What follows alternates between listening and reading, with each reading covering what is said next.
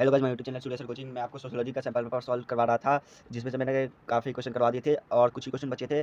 तो मैं उसी समाजशास्त्र के सैंपल पेपर का सॉल्यूशन का पार्ट 2 लाया हूँ।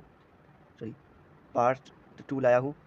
आप अगर पार्ट 1 नहीं देखे तो आप डिस्क्रिप्शन में लिंक है, आप देख लीजिएगा। चलिए स्टार्ट करते हैं। ये सारे चैप्टर तो मैंने मतलब क्वेश्चन सारे करवा ही दिए हैं। ये भी करवा ही दिया था और ये भी करवा दिया था मैंने, और ये भी करवा दिया था। बचा ये मतलब आवास के आधार पर परिवार के प्रकार। मतलब यही पूछा है कि आवास के आधार पर, मतलब मैं इसको समझा देता हूँ कि मतलब जैसे कि आपके मम्मी को आपके घर पे माँ बेटी बहू के नाम से जाना जाता है, और उसके आप अपने नाना नानी के घर जाएंगे तो उनको क्या कहेंगे? उनको भाई बहन बेटी और मामा मामी के नाम, फूफा फूफी कुछ के नाम से जाना जाएगा, है ना?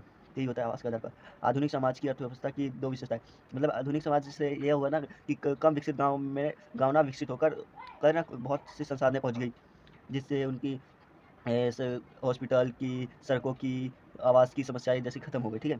पहचान कैसे मिलती है? पहचान तो देखिए, एक तो पहचान मिलेगी आपको माता पिता से, जैसे कि जाति का, धर्म का, परिवार का, कुल का, ये सब तो आपको आपको मिलेगा। पहचान मिलेगी आपके जाति, धर्म, आपके पिता माता से, है ना? और नाम भी आपको माता पिता से मिलेगा।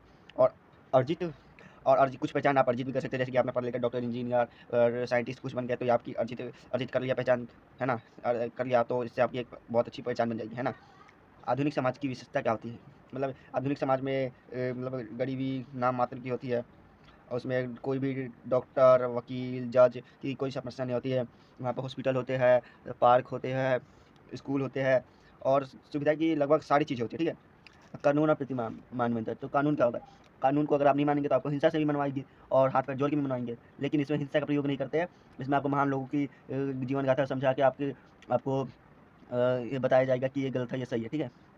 और ये तो पैराग्राफ है, ये आप देख लीजिए। वैसे भी मैंने पिछली वीडियो में दिखा दिया था आपको, ये भी देख लीजिए दोबारा आप, और ये भी देख लीजिए आप। ये वैसे भी पिछली वीडियो में मैंने सारी दिखा दिया। ठीक है। नहीं देखे तो डिस्क्रिप्शन में लिंक है, देख लीजिएगा। अभी कुछ क्वेश्चन बचे हैं।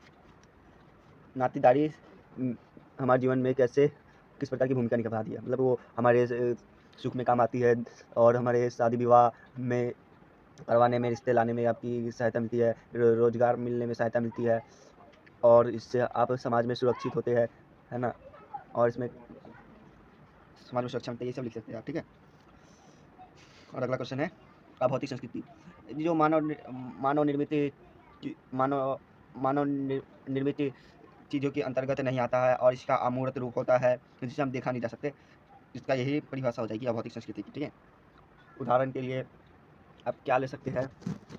हाँ, इसका उदाहरण है व्याप्त जनजातियाँ, रूढ़ या प्रथाएं, धर्म, विश्वास से आदि। वैसे मैंने इसका एक आंसर लिखा है, अगर आप ये भी लिख दें तो आपको अच्छे खासे नंबर मिल जाएंगे। ये है आपका आंसर इसका। ठीक है। और चलिए नेक्स्ट क्वेश्चन क्या पर बढ़ते हैं। अगला क्वेश्चन आपको, संस्कृति कैसे जीवन को प्रभावित करती है ना? इसका आंसर हो जाएगा आपका, संस्कृति आपके जीवन को कैसे प्रभावित करती है। देखिए, जिस प्रकार अनजानी जगह का पता लगाने के लिए मानचित्र का प्रयोग किया जाता है ना, उसी तरह समाज में व्यवहार करने के लिए संस्कृति की आवश्यकता होती है। ठीक है। इसका मैंने आंसर लिखा है, तो आप देख ही लीजिए एक बार।